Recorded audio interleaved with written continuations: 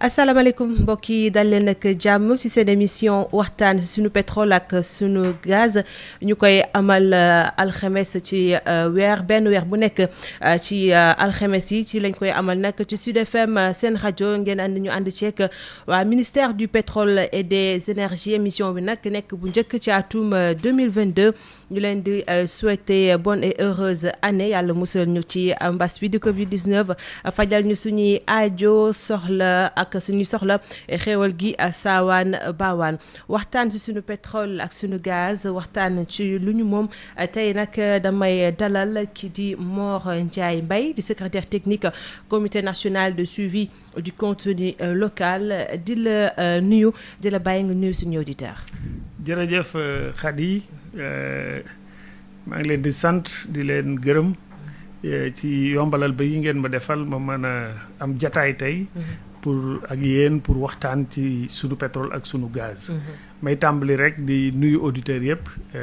di leen souhaiter bonne et heureuse année comme ni nga ko waxee léegi. yal na yàlla sunu borom def muy at mu gën ci at yi ñu dundagun. te yàlla yamal fi mbas mi nga xam ni am na fi.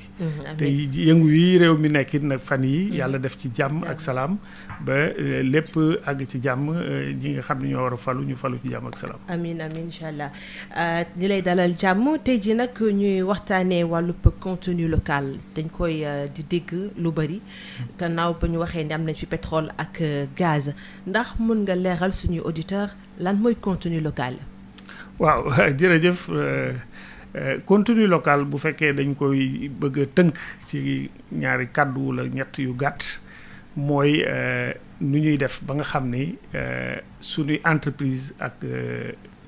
ndawi réew mi dinañ gis seen bopp muy terme bi ñuy faral di utiliser dinañ gis seen bopp ci lii nga xam ne yàlla baaxee nañ ko muy pétrole ak gaz. opération yi ñuy def ak yëpp pour mën a dem ba di produire gaz beeg pétrole bi di ko jaay pour di ko jariñoo nan la ñuy def ba nga xam ni sunu économie dina ci am dina am lu mu ci jëlee lu bare loo xam ni ñëpp dinañ yëg ni am na lu ñu ci jëlee. loolu maanaam bu dee tënk rek moom mooy taxawaayu contenu local. mu nekk lu am solo. lu président Macky Sall bàyyi xel bu baax a baax ba tax na ñu installé comité national de suivi maanaam ku koy saytu loolee di contenu local bi comité boobu lan mooy ay mbébétam lan mooy ay mission. waaw président de la république comme ni nga ko waxee ci xam bi mu xam secteur boobu ndax ku ne xam na ni moom expert la ci loolu la jàng ci la liggéey lu bari. et que découverte yi ñu am tey bari na ci liggéey boo xam ni moom bokk na ci ingénieurs yi ko tàmbali woon ba yàlla baaxee ñu tey ñu am lii ñu am xam googu mu xam secteur bi nag dafa tax mu organiser ko noo xam ni nu am solo la li ñuy wax cadre légal bi maanaam lépp li nga xam ne ay sarti yoon la teg na ko. pour mën a wax opération yeeg yëpp nan lañ koy defee ba bu ñu àggee ca lañ ciy génne sax ci njariñ nan lañ koy jariñoo alal jiñ ciy jëlee nan lañ koy jariñoo. donc loolu lépp teg na ko en place muy cadre légal bi. loolu bu ñu ci jógee leneen li mu teg en place mooy cadre institutionnel bi maanaam ku ne dégg na ni mu def créer ministère boo xam ni ministère du pétrole la. amul woon avant. créer lu ñuy tuddee COS-Petrogaz ñoo xam ni ñoo ko war di ko xelal ci orientation yu mag yi ci xàll yu mag yi ñu war a jaar pour mën a jariñoo ressources yooyu muy pétrole beeg gaz yi. teg ci yeneen ak yeneen ci biir yooyu nag ci la teg li ñu tuddee le comité national de suivi du contenu local. muy kuréel goo xam ni da koo teg mu am ñaari bànqaas benn bi. groupe bu fukki nit lañu ak juróom-ñaar yi di ñu jógee ci administration publique di ay hauts fonctionnaires yu jógee administration juróom-ñett yi ci des jógee ci société civile jógee ci syndicat yi jógee ci syndicat wu travailleurs yi jógee ci patronat jógee ci compagnie yi nga xam ne ñooy liggéey bi. donc fukki ak juróom ñoom ñoo constitué comité bi waaye nag ci wetu comité bi daf cee sos beneen kuréel bu ñu tuddee secrétariat technique moom la ma dénk man mi. donc muy bi nga secrétariat muy kuréel gi nga xam ne moo war a saytu nag li ma doon wax léegi nan la ñuy def ba nga xam ni li ëpp ci koom moomu nga xam ne dina dugg ci opération yi ñuy def pour jëli pétrole bi fa mu nekk ak gaz bi nan la ñuy def ba li ci ëpp ci koom moomu des ci réew mi loolu la nga xam ne mooy li comité bi war a saytu mooy le comité national de suivi du contenu local dafa am sart yu bare bari yu ñu teg mën nañ cee dugg pour leeral ko pour mën a fexe ba nga xam ni ndawi réew mi dinañ ci mën a gis seen bopp dinañ ci mën a liggéey entreprise it ñu fexe bañ mën cee liggéey. contenu local lan mooy ay objectif am. waaw objectif bi maanaam bu ñu ko bëggee comprendre nañu dem ci alal ji ni ñu koy def modèle bi nga xam ne Sénégal daf koo jël. ci wàllu woowu pour saytu pétrole be gaz bi daf ni compagnie boo nga xam ne jóge nga bitim réew ñëw bëgg a ñëw fii pour seet pétrole ak gaz dañ lay defaral ab contrat bi ñu la defaral bu ñu ko signé rek dañ naan la voilà sart yéeg ci nga war a dox maanaam da ngay créer ab société boo xam ni ci Sénégal nga koy créer boo ko créer ba pare société boobu day ànd ak suñu société bi tudd Petrosen ñu former lu ñu tuddee ab association ci njalbeen gi bu ñu defee association bi ñuy former Petrosen 10% la ci am maanaam téeméeri wàll yu ne Petrosen day jël fukk yi téye 90 yi la compagnie étrangère bi di am foofu li tax ñu def ko mooy bëgg Petrosen ànd ci liggéey bi di saytu li ñuy def di xool lii ñuy def nan lañ koy defee di surveiller li ñuy def it ndax lépp tegu na ci yoon waaye yëf yi ñu ciy dugal diis goo xam ne ci wàllu koom suñu économie attanu ko te mu am risque yu baree bari nag ndax mën nga ko cee dugal ba pare doo gis dara Sénégal ba mu sosoo ba léegi yaakaar naa dégg ngeen ni ñi ngi def ay recherche pétrolière 2014 lañ doog a wax ni am nañu lu tax ñuy wax ci pétrole ak gaz kon li ko jiitu lépp entreprise yi dañ doon ñëw indi seen alal dugal ko fi seet duñu gis ñu raxasu ñibbi amul lu ñu leen dàmpe amul lu ñu leen di rembourser léegi Petrosen bu àndeek entreprise bi ci loolu bu ñu demee nag ba seet ba yàlla dogal ñu gis pétrole wala gaz bu ñu ko exploité ba jaay ko ñaar fukk yu nekk xaalis bi ñu ciy jëlee ñaar fukk yu nekk dañ ciy jël benn wàll boo xam dañ naan lii kat moom la ñuy teg ne pour rembourser investissement yi nga xam ne compagnie bi doon na ko def ba mu tàmbalee ba léegi loolu ci contrat yi nga xam ne signé nañ ko Sénégal mi ngi nekk diggante fukk ak ñett ba fukk ak ñeent ci ñaar fukki dërëm yu génn ci pétrole bi donc loolu dañ koy jël pour rembourser investissement yi ba keroog investissement yi jeex noonu lañ koy def la ca des mooy li nga xam ne moom la état du Sénégal di séddoo ak compagnie yi nga xam ne ñoo ñëw doon def recherche bi alors bu ñu yemee ci loolu kon nga xam ni li ñuy séddoo ñun mi ngi toll ci peut-être juróom-ñaar ci ñaar fukk yu nekk juróom-ñaari dërëm ci ñaar fukk yu nekk xam nga loolu kon bariwul contenu local nag li mu ngi def mooy fukk ak ñeent yee nga xam ni ay jàmbur ñoo ko fi indi dugal ko ci réew mi dugal ko ci opération yi pour mën a gëstu ba gis pétrole bi ba mën koo jaay fukk ak ñeent yooyu ñu leen di nga xam dañ leen koy féetale pour rembourser alal ji ñu indi woon ñu ne nañ fexe ba alal jooju it lépp bu mu génnaat réew mi nañ fexe ba li ëpp ci alal jooju des ci réew mi loolu mooy contenu local bi maanaam fi mu ne président li mu ñu sas mooy lee nga xam ne dañ koy rembourser investissement yële nañ fexe ba genn wàllu alal jooju des ci réew mi maanaam 50% de contenu local fii ak ñuy àgg 2030 loolu la ñu sas pour ñu liggéey ko loolu nag xam naa ni question bi nga may waaj a posé mooy nuñ koy defee ndax comme alal jële ñëlee ko indi ay jàmbur la ñoo ko fi indi nan la ñuy def ba capter genn wàll alors loolu li ñu def mooy dañ ne ñaari levier moo ci nekk ñaari jumtukaay yu mag benn bi mooy nit ñi ciy liggéey nit ñu bari la ñuy doon xaalis bari dinañ ko ci fay ñu ne loolu léegi li ñuy fexe mooy doomi réew mi ñu cëral leen ci maanaam fu nga xam ne entreprise war naa jël nit bu ubbee poste bi doomu réew mi la war a jël ba keroog muy ñàkk a mën a gis doomu réew bu ko mënul mais tant que mi ngi gis doomu sénégalais bu ko man moom la war a jël obligatoirement maintenant bu fekkee dafa boole jël ay étranger boole leen ak i sénégalais yoon dafa gàll ci moom ni ko il faut nga wax ñu nan ngay remplacer ñi nga xam ni dëkkuñu fi tey liggéey ci opération yi nga boole leen ak i sénégalais nan ngay fexe ba sénégalais yi remplacer leen ak dans combien de temps loolu tamit def bokk ci li ñu war a saytu loolu kon mooy nit ñi ci war a liggéey li ci des mooy entreprise yi aussi ci tënk rek bu fekkee ni xool nañu li ñu def ci loi bi activités yi bu ñu ko jëlee muy téeméer activités yi ñu war a def ci pétrole ak gaz bu ñu jëlee muy téeméeri activité juróom-ñeent fukki ak juróom-ñeent loi bi def ni il faut obligatoirement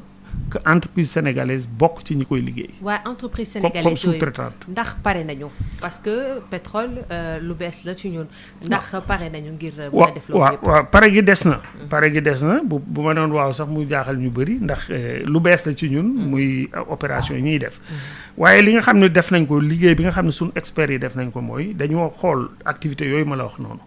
ñu ne activités yi ñetti pàcc lañ leen di def benn bi nga xam ne wóor na leen ni suñuy entreprise mën nañ ko maanaam luy xelal entreprise yi ñëw di fi liggéey si ci wàllu droit ci wàllu ressources humaines bu ñuy recruter ay nit ci wàllu hôtel bu ñëwee fii war a am ay hôtel yu ñu dëkk ci wàllu transport ci wàllu restauration wàllu yu bëree bëri yooyu nga xam ne yu ci xool nañ ko ba xam ne entreprise sénégalaise mën na ko yooyu moom dañ leen koo jagleel dañ ni exclusivité la mayuñu benn entreprise nga joxe ko bitim réew donc waa réew mi nga koy jox beneen bi ci des muy groupe boo xam ne ay activités yoo xam ne la yu yaatu lañu mais yu xarala it la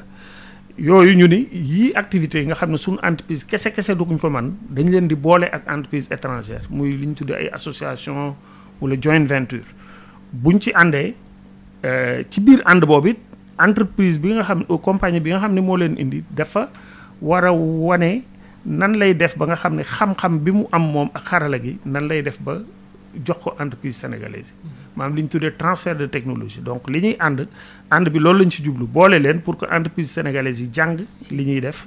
ba fii ak ay at ñu mun ko mënal seen bopp loolu mooy deuxième régime bi muy régime mixité mu des nag benn partie bu tuuti boo xam ni loolu moom daanaka représenté wul 1% maanaam téeméer boo jël matul sax benn boo yooyu activité lañ leen may ni leen yii moom mën nañ ko jox ay entreprise étrangère lu mel ni defar bateau bi nga xam ni mooy war a nekk ci kaw ci biir géej gi pour récupérer pétrole ba gaz bi loolu mënuñu ko defar fii. mbokk yi ñu leen di fàttali la yéen a ngi seen émission waxtaan suñu pétrole ak suñu gaz tey ñuy waxtaanee wàllu contenu local mën ngeen ñu suivre suñu page Facebook ak ci YouTube bi. ci wàllub phase prospection bi ak exploration bi daanuñu woon dégg lii du contenu local la pourquoi léegi si ñu koy di soog a wax. waaw loolu it day laaj la bu am solo parce que effectivement phase contenu local mi ngi tàmbali depuis mën naa ni bi lépp achevé ba ñu teg lépp en place mooy biñ ma nommé man ci mois d'avril bii passé. kon li ko jiitu amuñu on parlait pas de contenu local mais terewul amoon na. ndax it nag entreprise yi ñu ngi doon liggéey ak ñi fi nekkoon mais nag am cadre légal boo xam ne da ko organiser teg ay bànqaas yoo xam ne ñoo ko yore loolu amagul woon mais nag taxul ba tey ñu yeex koo def ndax bu ñu xoolee réew yi ñu wër te ñoom ñu nekk ay pays yuy produire pétrole depuis des années bu ñu leen xoolee ñoom ñëpp ñii def nañu ay 30 ans 40 ans doo ko wax luy contenu local 30 ans 40 ans de production yoo xam ne ñoom ña ngay génne di jaay ñun nag tàmbalee gu ñu sax produire ndax loolu tamit lu mat a leeral la. booy diglu ci biti yi ñuy faral di wax ak yi ñuy génne pétrole bi commencé nañ ko. waaw li ñu gëmloo nit ñi mooy pétrole bi ñu ngi koy génne am na ñu naan sax gaz beeg yooyu ja nga koy jaay. waaye li mat a leeral mooy benn toq pétrole génnagul Sénégal incha allah ñu ngi koy séntu 2023. gaz bi aussi tàmbaleegul benn kii gaz génnagul ñu ngi koy séntu moom tamit 2023. kon ñun yeexuñu parce que ñaari. champs yooyu lañ amagun ñett la sax mais bu Kayaar bi mënaguñ waxaguñ ci xëy na mais bu Saint-Louis bi lañ nekk nga xam ne gaz moo fa am ak Sangomar bi nga xam ni pétrole moo fa am ñaar yooyu la ñu am yoo xam ne ñu ngi ci liggéey bi fi mu ne nii pour mën ko commencer produire en 2023 yeneen yi ci des bloc yaa ngi ci dëkk bi parce que am nañ lu war a mat ñaar fukki bloc bu dee mën nañ ko tuddee ay tool ñaar fukk ak juróom-ñeent yoo xam ni ñu ngi fi actuellement am na ci fukk ak ñaar wala lu ko ëpp yoo xam ne libre nañu maanaam yoo xam ni képp koo xam ne ni bëgg daa ñëw def fa ay gëstu mën ngaa ñëw fexe cee am jaar ci yoon yi pour am ci kon yeexagul partie nag exploration kon ni mu ko waxee moom li ci jëm ci contenu local bariwul ndax foofu travaux yi ñuy def du loo xam ni dafa laaj ay intervention entreprise yu bare ndax li ci ëpp bu ñëwee dañuy jënd ay données ci Petrosen ay données yoo xam ne mooy bu ñu ko dee seet di ko gëstu moo leen di jox ab xam-xam ci sunu suuf si sunu li ñu tuddee sous-sol lan moo fi am donc loolu la ñuy def leneen li ci des mooy lu ñu tuddee lu mel ne ay échographie la comme échographie ngeen di xam moom la ñuy def ci suuf si wala ci biir géej gi pour mën a seet ndax fii luy niru pétrole wala gaz am na fem de donc yooyu taxu ko am solo phase bi am solo mooy buñ demee ba commencé bënn teen gis ci dara nag di def li ñu tuddee phase développement waaw ci phase développement boobu fi mu nekk ni ci ngeen nekk lañ tolloo ndax contenu local nekk na lu dëgg foofu ndax ñeneen koy doxal foofu waaw loolu mën naa ni aussi xaarul ba tey comité bi taxaw pour contenu local am maa ngi jox rek benn exemple champ bi nga xam ne séq nañ ko ak Mauritanie muy fi gaz bi nekk di GTA fii ci portu Dakar bi sëkk nañu géej gi lu mat fukki hectare ak ñaar yoo xam dañ ko yokk ci port bi pour man fa def benn base boo xam ni fa lañ doon liggéeyee ay yenn caisson yu mag a mag yoo xam ni dañ ko soxla fële pour baaree ko géej gi ci fi ñuy exploiter pétrole bi loolu liggéey boobu commencé na depuis 2018 liggéey boobu bu ñu xoolee foofu rek am nañu lu ëpp téeméeri entreprise sénégalaise yoo xam ni ña nga doon liggéey ci projet boobu comme sous-traitant ci nit ñi aussi am nañ lu mat junni ak juróom-ñaari téeméeri ndawi réew mi yoo xam ni ñoo ca doon liggéey boobu dina pare xëy na fii ak fin janvier bi ñu nekk defar nañ caisson yi ñaar fukk ak benn la woon yu mag a mag yoo xam ni la defar nañ leen ba commencé leen yóbbu di leen installer foofu donc kon foofu contenu local tàmbali na fa beneen bi ci des muy lu ñu tuddee base logistique xam nga base de pétrole beeg gaz bi xam naa ni ko nit ñi mën a imaginer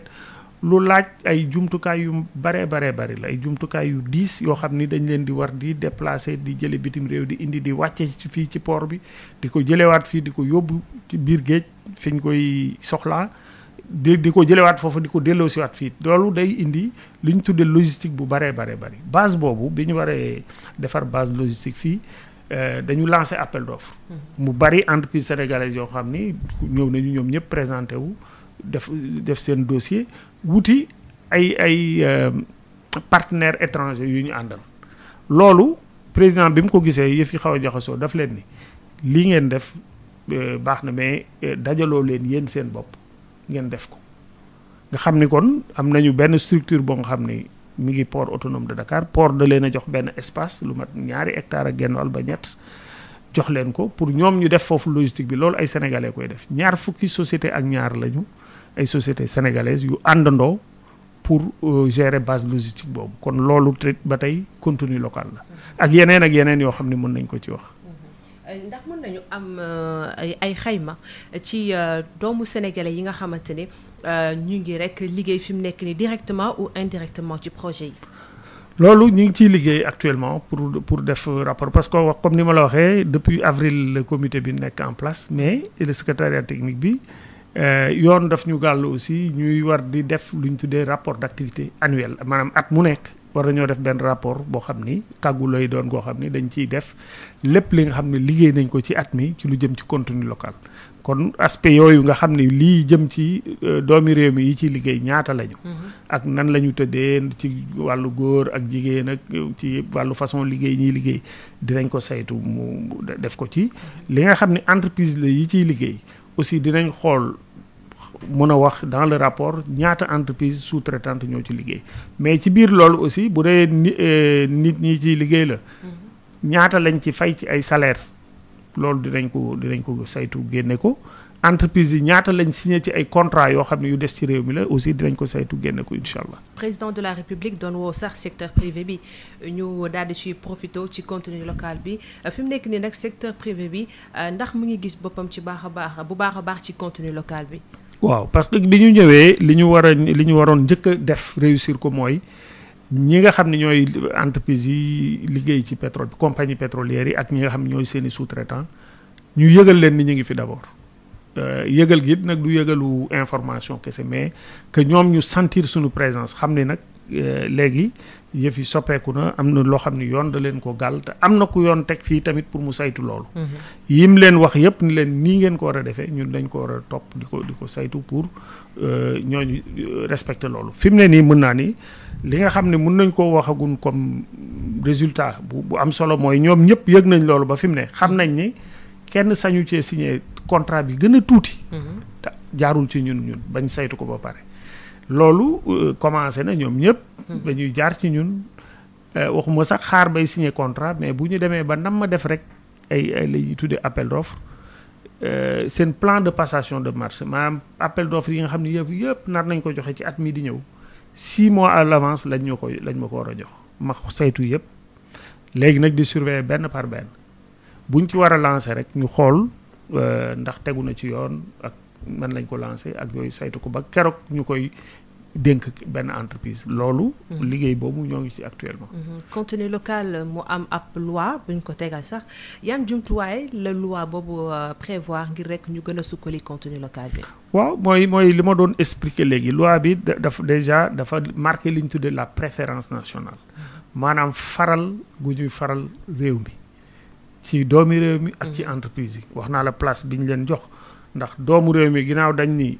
opération yi kenn sañul utiliser ab étranger tant que wutoo ba mën a ba mënoo am. doomu réew bu la defal réew liggéey boobu. te wut boobu aussi bàyyiwuñ leen rek pour ñoom ñu wut ko du doy rek ñoom ñu ñëw ni ñu wut naa amuma parce que suñ koy wut ñun dañ ko war a xam ñi ngi defar lu ñu tuddee benn base de données boo xam ni opportunité d'emploi yëpp maanaam ku ñoom ñooñu nga xam dañoo bëgg a recruter. saa yu ñu waree def recrutement dañ koy poster ci plateforme bi. ndawi réew mi dañuy inscrire ci plateforme kon ñoom ñëpp dinañ mën a gis opportunité yi am ba nga xam ni buñ poster dara bu mu intéressé rek di nga mën a dugg yow it postuler pour mën a jot ci poste boobu. bu ñuy wax ndawi réew mi it yamul ci ñi fi yeewoo kese. diaspora bi ñu ngi fi. loolu tamit ñu ngi ciy def ab liggéey bu am solo ak benn groupe benn association bu ñu am ñoom pour dajale l'expertise sénégalaise. te yaatu na trop nag. loo xam ne la même ñun nii sax dañ ci am mbetteel bu rëy rëy expertise bu yaatu la. ci compagnie pétrolière yi gën a mag ci àdduna bi yëpp ñu ngi utiliser ay sénégalais. am na ci ñu tàmbalee ñibbisi fi mu ne am na ci ministère ba ñu ñibbisi di fa liggéey. am na ministère des finances am na structure bi ñuy tuddee COS-Petrogaz ñi ngi commencé ñëw di liggéey si foofu ñeneen nit ñi ngi ñëw di sos ay société fii pour mën a bokk ci liggéey bi. ñu war a am ay main d'œuvre yu qualifié ñu xarañ teg nañ fi ab école de Institut national du pétrole et du gaz. ndax école boobu dafay tànn ñi gën a xarañ. ñoo xamante ne bu ñu ñëwee rek ngir liggéey lépp dina baax incha allah. effectivement école boobu bokk na ci aussi action yu importante yi nga xam ni décision yi président de la république jël nañ ko. muy institut national du pétrole et du gaz di institut bu mag boo xam ne ni nga ko waxee. ay ñu xarañ la ñuy jël ay formation yu kawe ndax ñi ñuy jël dañuy doon ñoo xam ne jàng nañ ba am master ba pare dem nañ ba jeexal université donc ci phase au moins ba master. doog a dem foofu te concours moo leen fay dugal. wala ñu dem ba nekk ay ingénieur yoo xam ne yu xarañ ci domaine yi ñu nekk ñu doog leen jël former leen kon loolu mooy ñi nga xam ni mooy ñi gën a kawe ci xam-xam ñiy ŋànk liggéey bi ci biir pétrole ak gaz mais ñooñu bariwuñu ci lim bu dee ci biir liggéey bi rek du loolu foofu la enjeu bi ne enjeu bi mi ngi nekk ci liggéey yu ndaw yi loolu moo bari lool te loolu INPG deful formation yooyu waaye am nañu gis-gisum ñi ngi créer fi mu nekk nii ñi ngi defar fi mu ne ñi ngi tabax benn école Saint-Louis boo xam ni c'est ay techniciens la ñuy former leneen li ci nekk it mooy privé bi ak yenn structure de formation yi ne Sénégal ñoom ñëpp daanaka ñi ngi def ay profilu ñi ngi def ay formation ñi ngi def ay formation ci pétrole ak gaz loolu tamit pour bañ a mu doon loo xam ni kenn organisé wu ko kenn ku nekk bu mën ngaa jóg former lu la neex pour éviter loolu dañoo sas INPG muy saytu formation yooyu pour que li nga xam ni moom la école yooyu di def ci formation dëppoo ak li nga xam ne moom lañ soxla ci secteur bi loolu am na décret bu président signé récemment boo xam ne organisé na loolu lépp INPG au-delà de formation yi muy defal boppam dafa am moom rôle pour surveiller formation yi nga xam ne ñëpp a ngi koy def ci pétrole ak gaz tuddee leen les métiers du pétrole et du gaz voilà. mu nekk lu am solo ndax rapport ITIE 2020 ci ay résultats am gis na ne ci industrie yooyu ñi nga xamante ni ñooy cadres yi ci étranger yi la gën a bëri que ñun fii suñu ndaw réew mi ça veut dire que kon qualification bi des na lu bëri léegi ñu laajte ndax entreprise sénégalaise yooyu nga xamante ne ñoom respecté nañu normes yu baax lan mooy grande axe yi ci stratégie yi nga xamante ne teg nañ ko ngir doxal contenu local. oui ni nga ko waxee ITIE son rapport génn na aspect yu bëree bëri. kuréel la goo xam ne aussi ci kuréel yi ma doon lim léegi la bokk yi président teg en place kuréel gu boo xam ne li muy def lu am solo la ndax wàllu transparence lay liggéey maanaam wàllu leeral di kuréel goo xam ne bànqaasu Sénégal bi moo fi nekk fii mais kuréel gu nekk bitim réew la bànqaas bu yaatu boo xam ne réew yu bare ci bokk. yaakaar naa dégg ngeen ni moom at mu ne day saytu réew yi noté leen. xool ci nan la ñu taxawee ci wàllu leeral. yaakaar naa gis nañu Sénégal note bi mu am 93,6 maanaam téeméer bu ne am nañ juróom-ñeent fukk ak ñett yu teg dara. te tàmbalee gu ñu réellement kon yaakaar naa am nañ foofu performance yu am solo. disposition légale yi nga xam ne teg nañ ko pour encadrer taxawaayu entreprise yooyu. mooy yi ma la doon expliquer léegi nii rek ay détails yu baree ngi ci mais loi bi organiser na lépp ba nga xam ni entreprise bi ñëw. mënul def lu ko neex lépp lu muy def. comité national bi daf ko war a suivre daf ko war a surveiller daf ko war a jox ay autorisation sur ci action yi muy def kon yaakaar naa loolu encadrement bu am solo la pour mën a fexe ba nga xam ne li ñuy tuddee faire du contrôle local une réalité maanaam fexe ba loolu doon lu leer loo xam ne mën nañ ko làmb daj ko loolu ñu ngi ci. njiitu nu mu tuddee li di nguur gi am ambition jot ci téeméer boo jël juróom fukk ci def réalisation def luy dëgg maanaam contenu local fii ak atum 2035 lan ngeen di def ngir mën a jot boobu leen bébét concrètement. waaw loolu kon mooy vision bi nga xam ne président def na ko en matière de contenu local. maanaam li ma doon wax léegi xaalis bi nga xam ni ay. ñu jóge bitim réew ñoo ko indi investir ko ci réew mi pour def recherche bi ba àgg ci di jaay génne pétrole bi di ko jaay xaalis boobu ñu def ko ci te ñu war leen ko rembourser le président wax ni nañ fexe ba genn wàllu xaalis boobu fii ak 2030 au lieu de 2035. fii ak 2030 nañ fexe ba di mën a am genn wàll ci xaalis boobu muy des ci réew mi maanaam téeméer bu ñu ci war a jaay rek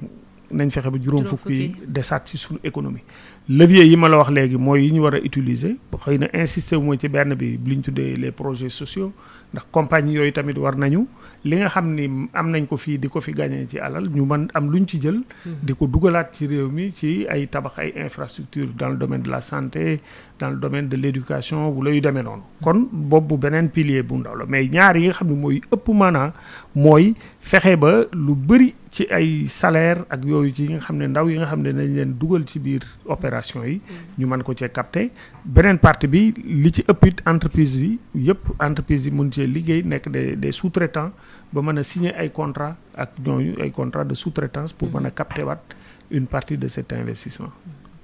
contenu local ndax mi ngi prévoir def discrimination ci main d'œuvre ci zone yi nga xamante ni fa la ñuy amal projet yi. waaw loolu nag question bu doy waar la bu ñuy poser très souvent parce que bu dee waa Kayar dañ nañ foog ni comme gaz bi foofu lañ ko découvrir seen gaz la. waa Ndar xalaat loolu mais non demeewul noonu en réalité loolu réglé nañ ko depuis suñu constitution l'article 25-1 bu suñu constitution dafa wax ni ressources pétrolières ak gazières réew mee ko moom maanaam nit ñee ko moom. ñëpp a ko bokk waaw ñëpp a ko bokk. ci le président sax wax ni bu ñu waxee loolu du ñi fi nekk nii ci waxtu wii ñu nekk di dund rek la déedéet ñii di ñëw ëllëg aussi ci lañ bokk te war nañ leen bàyyi xel loolu moo tax. mu def loi boo xam ni pour partage pour nu ñu utiliser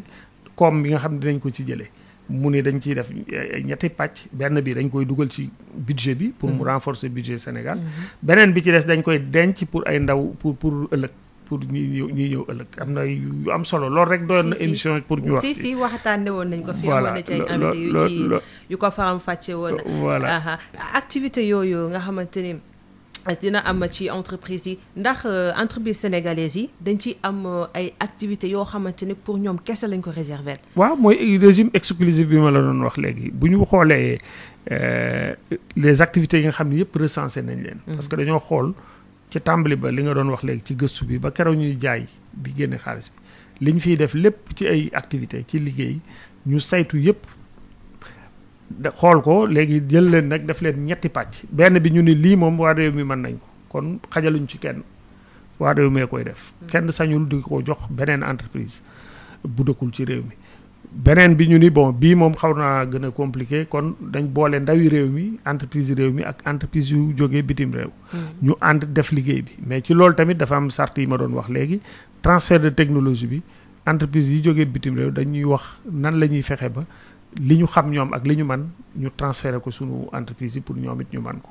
mooy régime mixte beneen régime bi nag mooy régime libre bi donc organisation boobu mooy li ñu teg en place ba nga xam ni su fekkee doxal nañ ko noonu ko ñu ko tëralee ci yoon vraiment entreprise yi dinañ ci gis seen bopp bu baax a baax. ndax am na ay obligation yoo xamante ne tënk na ci wàllu contenu local ba tey yeneen entreprise étrangères yi ak entreprise sénégalaise yi. waaw obligation yi leen tënk rek mooy yooyu nga xam ne moom la loi bi wax ci li ñuy def maintenant nag ci nan lañ koy defee. mooy seeni rapport ak suñu secrétariat kuréel gi nga xam ne moom laa jiite. kuréel dañ leen wax ni leen mois de juin buy jot le 30 juin au plus tard ku nekk war ngaa yónnee li ñu tuddee plan de contenu local. plan de contenu local boobu day am lu ñu tuddee plan de passation de marché maanaam at mii di ñëw marché yi nga xam ne nar nga koo joxe da nga ko cee def war nga ci def plan de formation pour wane yan formation nga fas yéene def ak ndaw yi nga xam ne jël nga leen doomu réew mi ak ñeneen yi nga xam ne sax xëy na jëloo leen mais ñu ngi ci ministère yeeg yu demee noonu yan formation nga fas yéene def da nga ko ciy def da ngay def li ñu tuddee le plan de succession maanaam doomi réew mi yi nga xam ne jël nga leen boole leen ak ci étranger da nga war a wane ci biir plan boobu nan ngay remplacer étranger yooyu par ay doomu réew mi ak ci ban app nga koy def muy plan de succession plan de formation ak plan de passation de marché loolu dañu ko war a jox ñu saytu ko ñun ñi bu ñu ko saytoo ba valider ko am nañ 90 jours maanaam ñetti weer pour étudier lépp pour tontu leen suñ leen tontoo bañ corriger li ñu ci war a corriger ba pare ba loolu pare léegi nag ñu tàmbali nag di doxal bi obligation bi ñu am mooy li ma ko waxee léegi bala cee kenn lancer marché bu gën a ndaw dafay jël contact ak comité bi ni marché bii kat waxoon naa ni niseroon naa ko pour lancer ko jot na léegi maa ngi koy lancer daf ñu war a yónnee kay li ñu tuddee cahier de charge bi ak d'autres éléments ñu vérifier loolu xool ba xam moom ni mu tëralee marché boobu ndax baax na wala baaxul suñu saytoo loolu ba ne ko baax na nag mu continuer li muy def bu demee ba tànn entreprise it dafay def rapport pour wax ñu tànnin wi nan la ko doxalee parce que dañoo bëgg aussi tànnin boobu jaar ci yoon mu leer bëgguñu ñu départ rek éliminer entreprise bi wala bële ndax dañoo dugal ay cax ci dossier bi yooyu dañ ko war a saytu ba nga xam ni dañ xam ni lii yëpp tegu na ci yoon yamale nañ entreprise sénégalaise yi nga xam ni ñoo doon bëre ñoo doon xëccoo affaire bi ba yëf yi tegu ci yoon loolu aussi dañ koy saytu loolu mooy obligation yi nga xam ne yëpp teg nañ ko seen kaw maintenant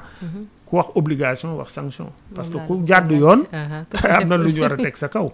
loolu tamit sunu gars yi defe naa ni seen loxo xaw naa diis ndax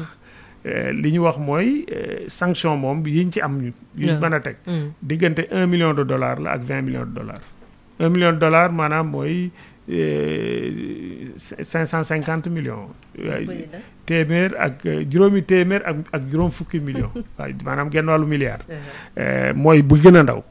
mën na dem ba $20 millions mooy sanction yi nga xam ni mën naa gàllu seen kaw mais yeneen sanction administrative yi mooy mën nañu dem ba nangu licence bi nga xam ni sax amoon nañ ko mën nañ ko nangu daan yooyu métti yooyu da leen di pousser rek ñu respecter bu baax yooyu les chartes da leen di pousser pour ñu respecter charte yi leen li ci am solo trop it mooy ñoom entreprise yooyu xëy na bu ñu ragalul daanu xaalis it am na beneen xeetu daan bu ñu ragal mooy maanaam sàmm seen der li ñu tuddee seen réputation parce que ñimewu ñoo def n'importe quoi c'est des entreprises cotées en bourse yoo xam ne ñi nga xam ne dañ cee dugal seen alal dañ leen di surveiller kon loolu tamit je pense que lu ci am solo la lu mat a souligner lan ngeen di nar a def ci wàllub transfert de technologie et de transfert et de savoir-faire waaw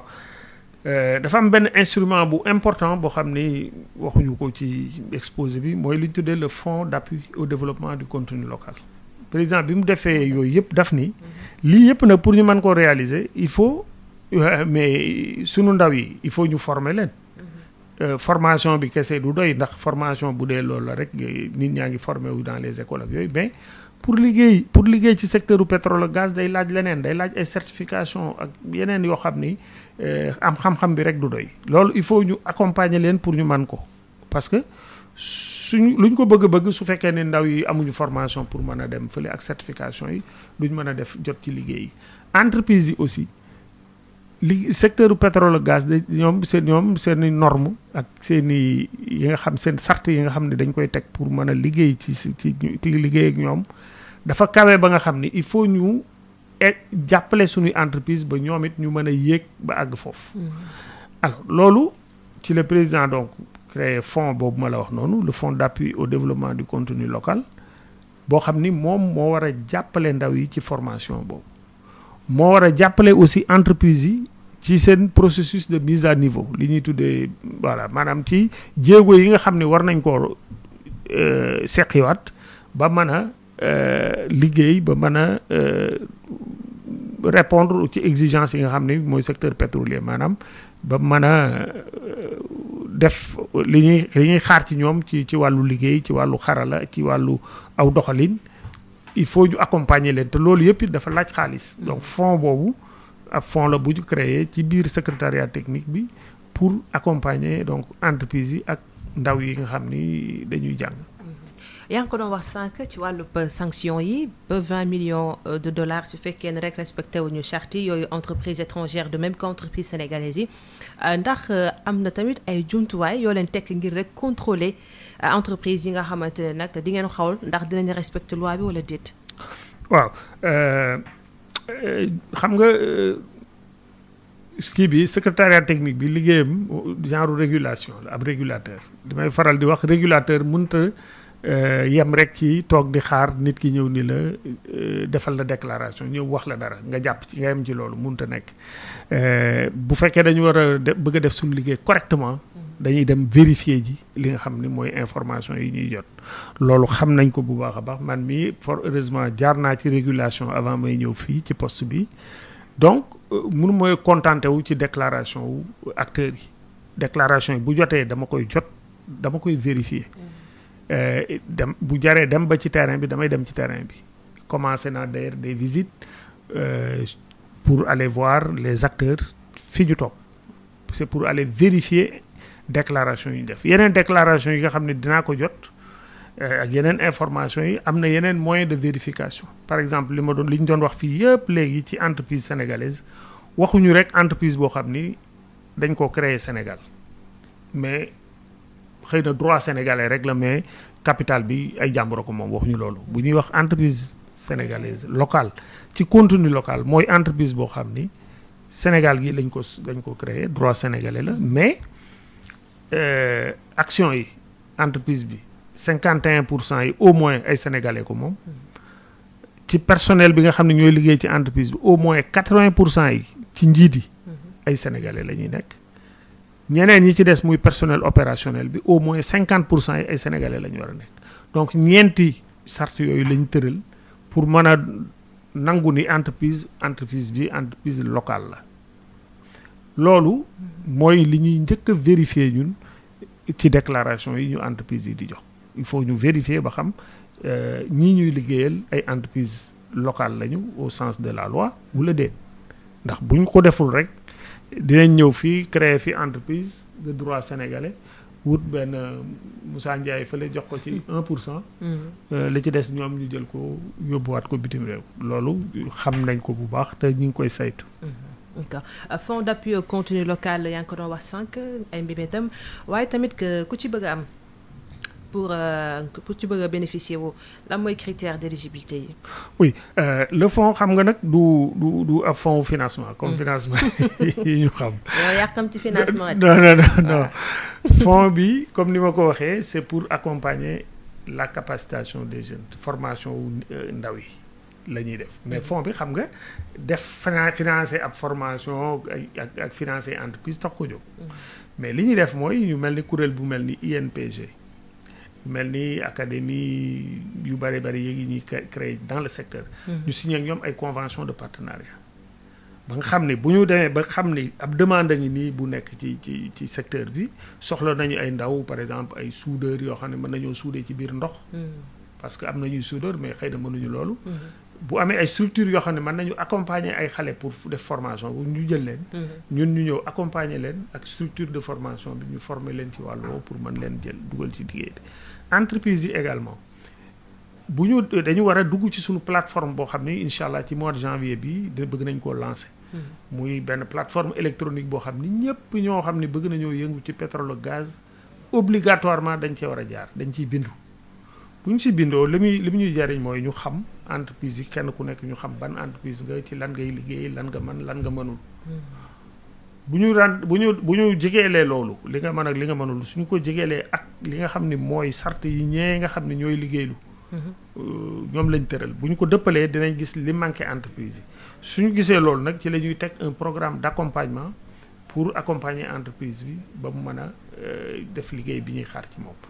loolu li tax ñu man ko li ñu tuddee guichet unique état bi daf ñu ni nañu créer ci suñu biir ñun benn guichet unique boo xam ni bànqaas yi gouvernement bi yi nga xam ni dañuy liggéey ci entreprise ci jàppale entreprise ci gunge entreprise bànqaas yooyu yëpp kenn ku ci ne day am ndawam bu ñëw bu mu désigné mu ñëw nekk ci guichet unique boobu suñu amee entreprise yu mel ni comme noonu ma la wax noonu yu ñu war a jàppale kuréel googu lañ koy jox ñoom ñooy xool def benn programme d'accompagnement nag teg kenn ku nekk ci ñoom it la nga xam ni mooy sa wàll ci programme boobu nga jël ko en charge le fonds aussi li nga xam ne mooy wàllam ci biir loolu mu mën koo mettre en place pour mën a accompagner donc mise à niveau wu entreprise yooyu. Monsieur Mor Ndiaye Mbaye émission bi mi ngi waaj a jeex fi mu nekk ni lan ngay wax secteur privé bi ak ndaw yi bu ko defee nag lépp lu ñu liggéey ci pétrole lu mën a des fii ci réew mi. alors li ma leen di wax mooy déjà préparé wu. inscrire ci plateforme bi nga xam ni mooy la plateforme d'intermédiation bu comité national de suivi du contenu local. ñi ngi ci doon liggéey yàlla dogal na version bu njëkk bi pare na léegi bientôt dinañ ko lancer li ñu leen di wax mooy en attendant d'ailleurs parce que ñu bari sax xaaruñu loolu ñi ngi ñëw di ñu seet si di fëgg suñu bunt suba ba ngoon ñi ngi leen di recevoir di waxtaan ak ñoom pour xamal leen yan opportunité moo am ci secteur bi lan lañ ci mën a jëlee. loolu ñu ngi ci liggéey boobu mais dafa am aussi benn wàll bu am importance te xëy na lii ñuy def tey ci la bokk. muy la communication. ndax nag lu ñu mënti def bind ko ci kayit ak di ko liggéey ci ruq. suñ ci communiqué wul ba ñëpp xam ko. defe naa li fi ñu bëgg a dem dina jafe ñu àgg fa kon ñu ngi élaborer aussi un plan de communication boo xam ni ab plan de communication propre la au secrétariat technique lii ñuy def tey ci plan de communication ministère bi la ndax ñun ci ministère boobu lañ ñu taqale ci lañ bokk moo tax ñu ñëw inséré wu ci di remercier sa collègue yi nga xam ni au niveau du ministère ñoo yore wàllu communication ba may ñu opportunité bi mais ñi ngi liggéey it nag comme ni ma ko waxee ci benn plan de communication boo xam ni pour le secrétariat technique la boo xam ni ñun suñu communication bopp lay doon pour mën a leeral mën a wasaare li nga xam ni yëpp mooy ay opportunités yu am ci secteur bi pour ñi nga xam ni ñoom la war a àgg ci ñoom mu àgg ci ñoom. incha allah Mor Ndiaye yow yaay secrétaire technique bu comité national de suivi du contenu local ñu ngi lay jaajëfal di la bàyyi nga tàggatoo ak auditeurs yi. ah jeex na xaat mais jërëjëf soxna Khady ni ma ko doon waxee léegi rek vraiment leen di gërëm ci occasion bi ngeen ñu may pour ñu ñëw pendant presque 1 heure de temps di waxtaan ci wàllu contenu local. muy loo xam ne nii lu bees la domaine bi mu nekk dégg nga coow yi ñu ci coow bari na confusion bi bari na ci kon opportunité yu mel nii di ci wax daf ci baax lool pour que au moins nit ñi bana dégg son de cloche ñi nga xam ne ñoo yore liggéey bi di ko doxal kon daal vraiment ñi ngi leen di remercier bu baax a baax di sawar trop nag à chaque fois ci ñëw tontu ci seen invitation incha allah jërëjëf Mor Ndiaye Mbaye